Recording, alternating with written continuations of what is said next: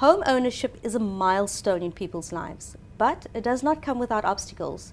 Today, we speak to Tommy Nell, Head of Credit and Pricing at FNB Home Loans. Welcome, Tommy. Thank you very much, Ms. Vika. Tommy, what is the mid and high income property market like in South Africa these days? Are people still buying properties? Yeah, Ms. Vika, the market is actually quite strong at this point. If you look at the economic reality in South Africa, some of the administered price increases we've seen in the form of water becoming more expensive, electricity, rates and taxes, levies, consumers are under pressure quite, to a large extent. On the property market side, actually, we find that customers are still in quite good financial health. So, with interest rates only having increased about 75 basis points, customers who have mortgage debt are actually still in good shape. So, the property market is healthy.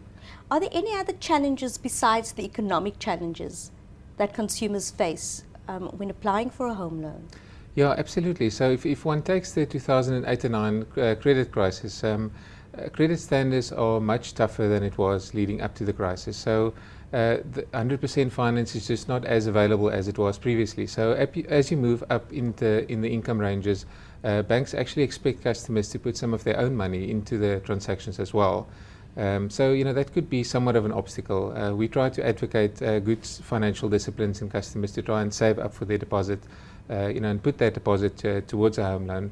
So some customers find that prohibitive, but if you've already owned a property previously, a good discipline would be to put that deposit towards the acquisition of your new property. So it does make sense for South Africans to save towards their deposit and then approach a bank for the home loan? Absolutely. So, one can test yourself a little bit. So if you're prepared to commit to a 10,000 Rand mortgage repayment, my advice would always be test yourself for a good few months before you take on, such an expensive property acquisition. See if you can actually save that 10,000 Rand a month, and saving for a deposit can help you to introduce some of that financial discipline to make sure that you're not taking something on that will not actually be in your best interest. Many organizations are becoming very, very creative, financially creative. But are there any other ways to buy a home besides the traditional home loan? So at this point, a good 80% of property acquisitions are financed by home loans.